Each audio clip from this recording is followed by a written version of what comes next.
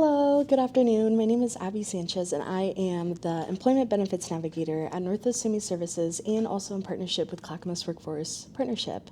And part of my role is to help provide wraparound services revolved around employment and job support. And so that includes also providing workshops and presentations for residents of Clackamas County and Oregon as a broader scope with their job search and employment. And so today we're going to be working on resume writing and creating a resume. Our goal for the end of this workshop is to have at least a draft or a final draft of a resume, and then as we go through this presentation, we will have opportunities to fill out a resume with a template that will be provided, and also a packet that will give tips and tricks on how to fill out this resume. So again, my name is Abby Sanchez, and I have my phone number and email here if you ever have any follow-up questions or need to get a hold of me. I'm always available. So again, some of our objectives for today is we will go through our resume template, and to start off, we will be going over contact information and a personal summary, which will take probably about 15 minutes to fill out. A skills section, this is just a rough 20 minutes. Work and experience, 45 minutes. And then education and additional sections is 10 minutes. And then at the end, we will review and polish. And our goal again for today is to leave with a polished professional resume that gets you noticed by employers. And to start off, our resume has one job, and this is to convince the reader that we are a candidate worth interviewing. This resume our goal with the resume isn't per se to get the job. However, it is to proceed to the next step of getting an interview or a phone call back from the employer. Now, some materials to have to start off to be prepared to fill out this resume template is a list of references. This could be names, contact information such as phone or email, past employment details. This is employer name and address, phone numbers, employment dates that you spent time or worked there, supervisor names and contact information, as well as relevant certificates or licenses and anything that you might be proud of within your time pursuing education or also work experience. Now, to start off, we're going to be going over 5 rules for effective resumes. For number 1, we're going to summarize our unique value. It's sometimes difficult to talk so well about ourselves, but this is the one time that we do need to do it, is in our resume. We want to highlight all of our skills, how we are different from any other candidates that are also applying for this job, and we want to make sure we stand out. We want to communicate with confidence. Again, we want to express how we are unique and different from the other candidates and what we can bring to the table for this job position. The third is to watch our language. We want to use a professional tone, professional language in our resume. Number 4 is to key in on keywords. This is something that we will touch on later in the presentation. And we're going to keep it concise. We want to keep our resume between 2 to 3 pages. 2 is our goal, 3 for when we want to squeeze in a little bit more information that we think is important to have in our resume. Now, to start off, we will be reviewing our resume template structure. In your handout on page 1, you will also see a resume template rough draft that you can also review on paper. And we're going to review the template. It starts off with our name, personal details such as phone, city that we're located in, our professional summary. Our professional summary tells the employer a little bit more about our background and what we would like to continue pursuing a career in. Skills, work experience, education, and any additional information. And we want to note that the order of your resume can change depending on what style of resume you would like to create or what you feel would stand out more to employers. Some people really want to highlight their skills, so they keep it at the top. Some people really want to highlight their education, that they got a certain degree, certificate for the job that they're applying to, so they want to put that at the top. There's also different requirements that might be asked for on a resume when you're applying for a job. It's very important to look in detail at the job posting to see if there's any clues or instructions on how they would like you to submit an application and how they would like you to style your resume. Now, to start off, our first section is contact information, and this is our first section at the very top of our resume. Now, some things that we don't want to include is age or birth date, a photo, marital status, or social security number. These are things that we can include in the actual job application when we're applying. What we do want to include in the resume is a full name, use what you go by professionally, a phone number that you will actually answer. So if you put down like an old work phone number, that's not going to be a very good way that employers can contact you. A professional email address. We want something that has typically our full name on it, or something that they'll easily be able to reach us by. Some people really like to create a separate email that is just for jobs, and so they will use that email to apply to all of their jobs.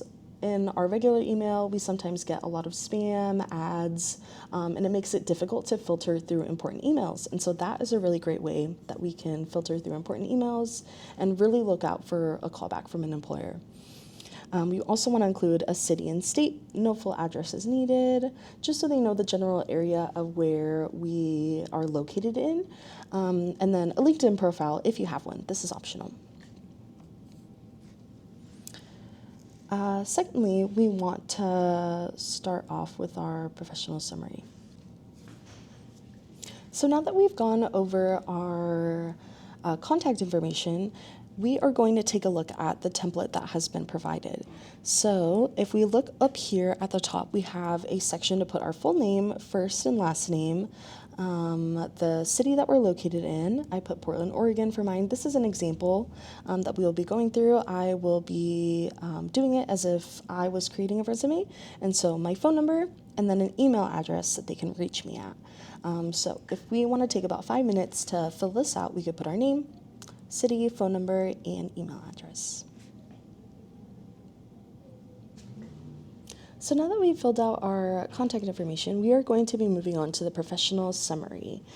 And this is where we are going over our Rule 1, which is summarizing our unique value. In our professional summary, it is typically an objective or summary that is the first thing employers read after the contact information. In the professional summary, it should answer who you are professionally and what value do you bring. We want to avoid personal details such as marital status, hobbies, where you grew up, unless it is directly relevant to the job. Here in the professional summary, we want to follow this formula. This is our profession background with X amount of years experience in the field or skills, and we are seeking blank type of position where I can contribution. So this is where you're explaining what you bring to the table. And then at the end for our last sentence, we want to include strong skills, and this can be our top 3 skills. Now we're going to take a look at our template one more time and look at our professional summary point. And again, this is a space to tell employers who you are, what your skills are, and what the qualifications to meet their needs. And when we create these summary, employers are not really interested in our favorite TV show, food, or hobby. They want to know who you are as a professional and what your career goals are. For example, I wouldn't start off by saying that I've lived in Portland most of my life, I have a cat, and I love to take walks. Instead, I would say, I've worked in customer service roles for more than 5 years, and I hope to excel my career in blank. This is whatever job you are applying to. And I have experience in blank. These are some skills and traits that they are looking for in the job application. Again, it's very important that we study and read the job application and description because they will highlight the skills that they are looking for. And we want to copy those skills in our resume to match the job description. So for example, if we were applying to work at Target, and they're looking for someone who has great customer service skills, is really good at handling a register, we would say that I have experience in being a cashier. I would count the till, make sure that I have all the leftover receipts that people would leave, make sure that I take note of all my transactions that were returns, etc. And this is a place where we would highlight that in a quick kind of 3-point bullet list in our summary. We want to keep our summary between about 5 to 7 sentences. The shorter, the better. Just a small paragraph. And at the end, we want to also explain that I would look forward to applying these skills that you've gained in your previous positions into this new role. And lastly, we want to include those top 3 skills.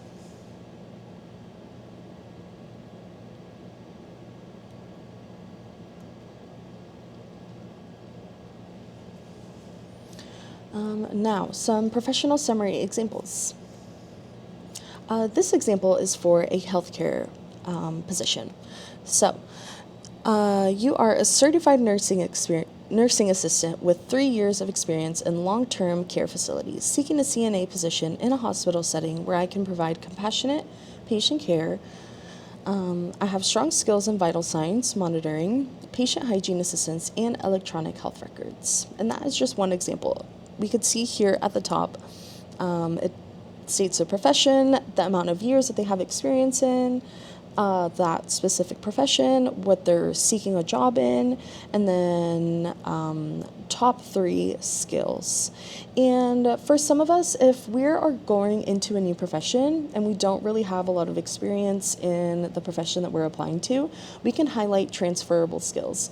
And these are skills that maybe we wouldn't think would be relevant to a healthcare position. For example, if I was a cashier and I was now going to try to work in a hospital, we can highlight our customer service skills that we used at the cashier position for the healthcare position. This shows that we are committed to compassionate care, providing great customer service to new patients, and also have those strong communication skills that we use in our cashier position that we can now use in our healthcare position. There are lots of transferable skills that we can highlight in that sense. In addition, if we feel like we don't really have lots of years of experience, we could talk about our education or things that we've been doing during the time that we haven't been working to apply them to a new job. Even if we're not working, we all have skills that we've learned in just living our day-to-day lives that we can apply to jobs. Now, a second example is for a warehouse position or someone who was a warehouse worker. Here at the top, we have reliable warehouse worker with 5 years of experience in shipping and receiving, seeking a forklift operator position where I can utilize my safety record efficiency. I have strong skills in inventory management, equipment operation, and team collaboration. And this is just another example that we can use. If we take a look at our handout packet, we will find a list of verbs and also different skills by category that we could take a look at and reference and use in our resume. Now, for our second section, this is our skills section. And for our skills section, keywords are critical. Skills matter because many companies use software that scans resumes for specific keywords before a human ever sees it, which is why we need to match our resume to the job posting. When we take a look at a job posting, we can see that there might be some words that are repeated, or an organization is really trying to hit home some things, key skills or qualifications that they're looking for. And so we can find that in a qualification section or just by reading the job posting, what they are repeating over and over again, or what we can also presume from the job that we're applying to. And this is a 3-step process. We want to look at the job postings in our field, highlight every skill that they mention, and organize your skills into 3 to 4 categories. Or you can also just list your general skills. Doesn't technically have to be in a category. One way that we can also find skills is by not only looking at the job posting that we want to apply to, but looking at some that are similar. And so comparing what other companies are looking for to what the company that you're applying to is. Now, we're going to take a look at one example. So, this example is for Kaiser Permanente. This is a nutrition specialist, and we can read through the job summary and then also the essential responsibilities. Basic qualifications, additional requirements, preferred qualifications, and also the details of what the job consists of. So, just by reading the job summary, as we read through, we can see that this specific position really focuses on great communication with the patients and also the overall service team. When we look at additional requirements, it states effective oral and written English language communication skills, demonstrated customer-focused service skills, demonstrated ability to effectively communicate, problem solve, and negotiate with multiple levels of staff and patients, experience in a room service environment, computer skills, gather patient menus, communicate such data to health professionals verbally and by recording information in the diet order. Just by reading through a little bit, we can tell that the position really focuses on great communication, not only with their own staff, but with the patients themselves. And so if we were creating a resume for this specific position, we would want to highlight those communication skills. Some people might know more than one language. We want to highlight that as well. That will be an opportunity to be able to communicate with more people. Now, we will go back to our template and take a second to make sure that we have filled out our professional summary and then also our skills. And so now, for example, that we have seen that position for Kaiser, if I were to apply to that position, I would want to add another extra skill here that says great communication skills. And I've also highlighted that I have bilingual proficiency, English and Spanish, and so that will also help. Leadership, teamwork, great time management, these are all examples that you can also use in your own resume.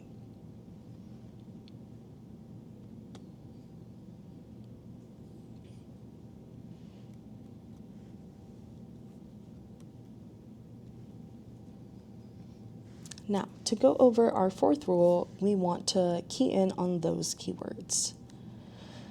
So, by keying in on the keywords, we want to beat the software scanners. Many resumes are scanned by applicant tracking systems before a human sees them. And so this system filters out applications and looks for keywords that match the job descriptions. This is how employers are able to filter through hundreds of applications at a time. They've received the applications that have been filtered through and that the system has already scanned and taken a look at to highlight those keywords that they're looking for. This is why it's important to include keywords on your resume that show up on job descriptions. Now, one way to find keywords is by reading job descriptions for positions that you want. As we had just read for the Kaiser position, we saw multiple different clues about communication. We want to look at similar job postings, and we also want to visit target companies' websites. If we go back to this Kaiser position, lots of different organizations always have a mission or something that they operate day to day by. So if we go to Kaiser, there's a tab here that says who we are. We go to the mission and history. We can see that their mission is to provide high-quality, affordable healthcare services and to improve the health of our members and the communities we serve. Kaiser isn't the only one that has a mission. Fred Meyer has a mission or a slogan that they live by. Any nonprofit always has a mission. Any organization, company will always have something that they kind of live by and operate by.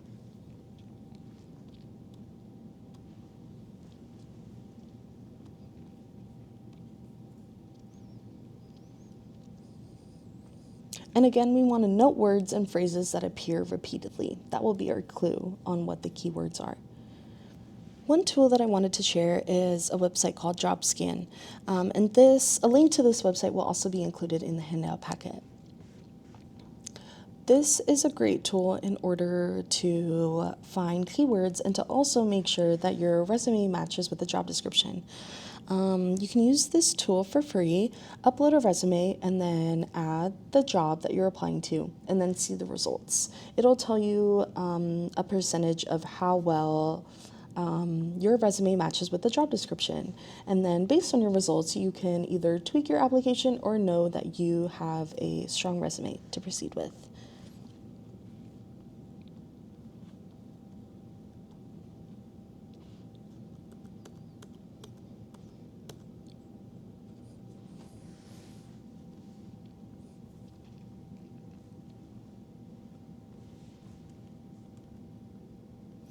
To proceed with our skills, these are just a few categories and examples that we can include.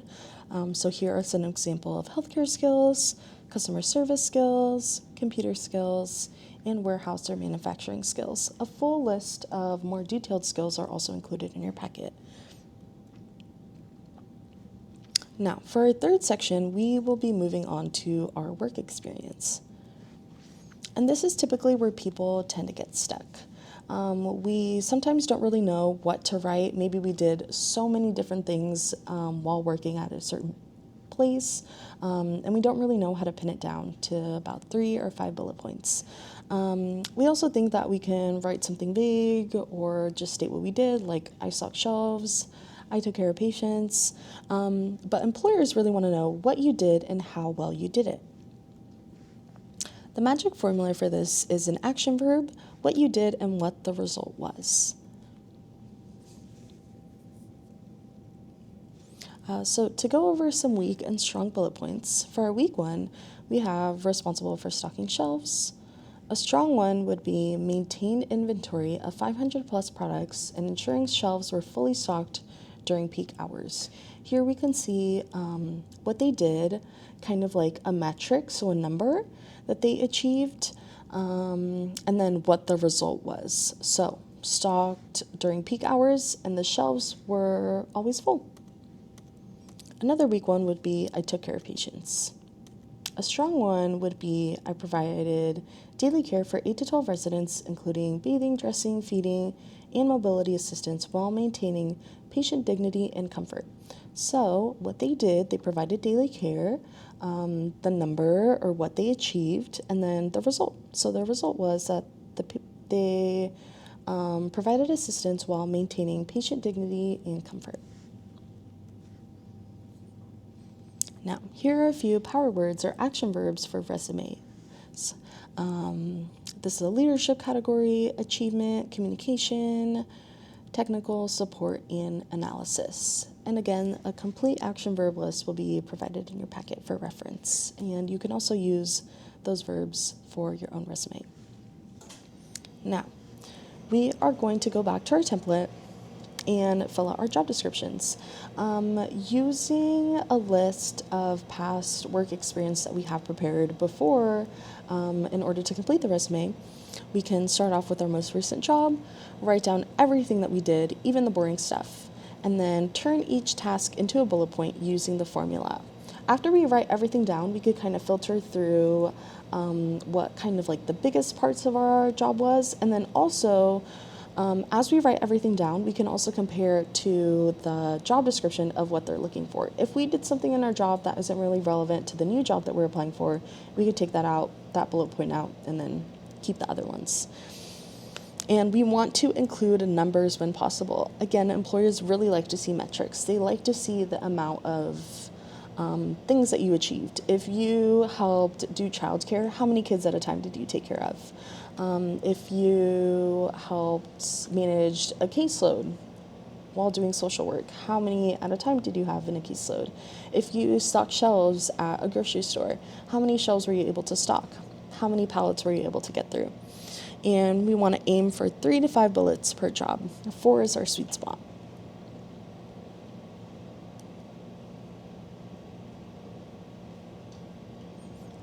Now we're back here at our template. Here is our work experience. We want to fill out our job duty title, the month and year that we worked there to however month and year that we stopped working there, the company name, and then a city and state abbreviation. So this, for example, can look like this. It will be Portland, comma, OR, using that abbreviation. And in your template, there are a few more tips if you're filling it out and you feel a little bit lost or you need a bit of help. Here's another reminder is to include brief key points about what your role was at the job. Do not start sentences with I, we, or our. Try not to use complete sentences, just quick bullet points. Make sure you include periods at the end. Bullet points that begin with strong action verbs usually have a greater impact. And then be sure to include metrics, achievement figures, and how you influence them or made an impact. Again, here are some more tips, and more tips here as well. And we want to take a couple moments to fill that out.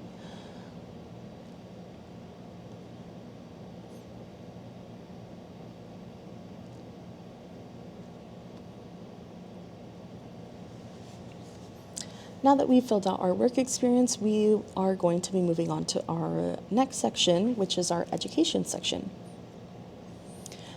This is a quick template of how we can write our education. If we don't really have an education that we want to highlight, or maybe we're in the process of getting our GED or high school diploma, we can write an expected graduation date, or also something that says that it's in progress. If you have a degree or certificate, we really want to list it and include the full name and year that you completed it. If you have a GED, absolutely include it. This is a template that we want to use, the structure. Again, if you're currently in school or working on getting a diploma or GED, we want to write expected graduation, month, year. If you just have a high school diploma, we want to include it or leave it off depending on your substantial work experience. Some people have more than 10 years of experience, and that kind of takes up most of their resume, and so we can also leave that out. And a lot of the time, employers are really looking for that work experience rather than education. They want to know that you have done some kind of work before and how well you did it, how long you did it for.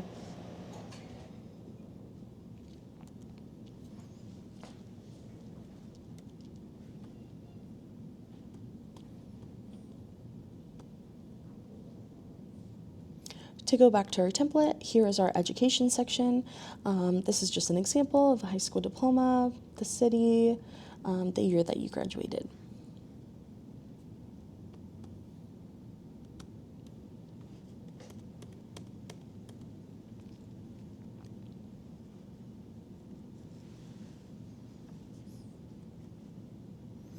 Lastly is our additional section. This can either be a certificate section, achievement section, or maybe even volunteer experience section. And so we want to include, if relevant, so different certifications. This can be a CPR first aid class, a forklift certification, a CNA license, a food handler's card, CDL license, or any other professional licenses. If this is, for example, volunteer experience, our volunteer experience will be similar to our work experience. So title, the duration that we did it for, the company, and then what you did during that volunteer experience. We really want to include volunteer work, especially if it's related to the job you want or fills employment gaps. Maybe we volunteered at a child's school. Maybe we helped coach a soccer team, and that shows leadership skills, that you were able to lead a group successfully. Languages. So we want to list languages that we speak, your proficiency level, so it's fluent, conversational, basic. We can also include languages in our skills sections. Personal preference if you want to keep it down at the bottom or at the top to highlight those skills to stand out. And then any professional membership. So this is professional associations or organizations in your field. If we're a part of a sorority, fraternity, if we're a part of a coalition, any membership group that we really want to highlight in our application, we can include that as well. Now we will be going over types of resumes. To start off, there is a chronological resume. So this is best for solid continuous work history, and we want to list jobs in reverse chronological order. Employers prefer this format because it's easy to see your career progression. A functional resume is best for career changers or employment gaps. This focuses on skills and experience rather than chronological work history. A targeted resume is best for specific job applications. So we customize for one particular position, emphasizing the most relevant qualifications and job experiences. And then lastly is the resume that I really like to use, which is a combination resume. And this is best for highlighting relevant skills while also showing your work history. And we list skills first, then employment history, and it provides both skill emphasis and chronological timeline. We can also move around the chronological timeline to highlight jobs that we've done in the past that are relevant to new jobs that we're applying to. We organize our skills to match the job description and also to the job that we're applying for. We can use our best judgment when deciding what type of resume we want to create, and then also make sure that we look at requirements for different job positions. Some job applications will tell you what they want to see in your resume and what type of resume they want.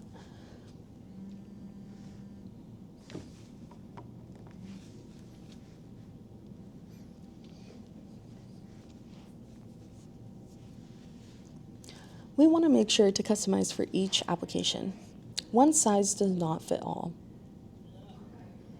We want to use a tailoring strategy to rearrange relevant jobs to appear first, highlight certificates that match job requirements, adjust skills section for each application, and use keywords from the job description. And we customize because employers can quickly identify the skills and experience that they're looking for. You are able to move to the top of their candidate list. And a quick tip is to keep a master resume with all your experience and then create small targeted versions for each application that you submit. So for example, you could keep a huge resume with all your job experience, all your skills, all the details of what you did in a certain job. And when you create a resume for a specific job, you can filter through those to highlight the most relevant skills and work experience in your new resume. For our next section, we are going to review and polish our resume. And a quick proofreading checklist. We want to make sure that we read it backwards to catch spelling errors. When we read something backwards, we're able to really focus in on each word, and we're able to catch commas, spelling errors, all that kind of stuff. If we're typing it out, our computers can usually do spelling for us, but it's a great way to read over again to make sure that it makes sense. We want to check that all dates make sense. We don't want to do any time traveling or either in the future or in the past, and so we want to make sure that each date is correct. We want to keep consistent formatting, so making sure that all bullet points are the same, all dates are the same format, making sure that everything fits on 1 to 2 pages. Usually one, unless it's 10 plus years of experience.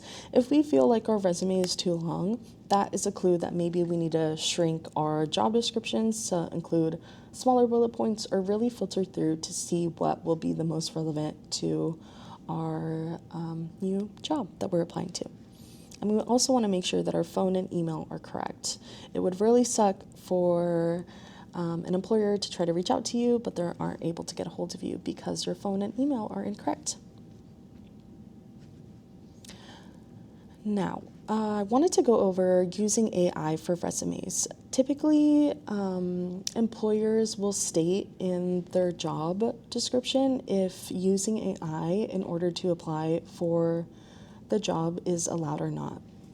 And then from there, we can either use it or not use it. AI is a great way to spark ideas for what you want to write on your resume. If you don't really know where to start, you can ask it to give you some ideas. Some platforms that I would recommend is Cloud AI, Perplexity, and WriteSonic. And we want to remember to never input personal identifying information on these platforms. And we want to try our best to write it ourselves. It'll improve our skills in the long run, and it'll also show authenticity and our quality of work when we're applying to a job. Now, for our next steps, hopefully by the end of this, we have a solid draft. And what we want to do now is tailor it for each job. So adjust your skills and summary to match each specific job posting. Get another proofreader, so have someone else read it, a friend, family member, or career center. Save it correctly. So we want to have a good title for it. This can just be our first or last name and resume, or maybe just even our first or last name. And we want to save our work in a safe place. Save it immediately, send it to yourself, make sure that it doesn't get lost so we don't lose all of our hard work. Now, some common mistakes to avoid. What we don't want to do is lie or exaggerate because they will check. In addition, if you end up getting the job and you show up and you really don't know how to do any of the things that you said you knew how to do, they'll also find out. We don't really want to include a photo, age, or marital status. We don't want to include generic objective, so seeking a challenging position. That doesn't really say much about what you're seeking. We don't want to include a list of references on the resume. If we'd like, we can include something along the lines of references available upon request, or we can include our references in the actual job application. We don't want to use any fancy fonts or colors. Keeping it simple and boring is typically the way to go. And we don't want to include salary requirements. This is something that we can talk to the employer about once we either get a job interview or a callback. And then we don't also want to write in first person. So this is something along the lines of, I did this. And we want to make sure we try not to go over 2 pages. Things we do want to do is be honest and accurate, keep it simple and professional, use a specific tailored summary, say something along the lines of references available upon request, or leave it off. Stick to traditional fonts, so this can be Arial, Calibri, or Times New Roman. And we do want to discuss salary in an interview, but not in the resume. And then use action verbs and third person when writing the resume. Lastly, we want to keep it concise. There is quality over quantity.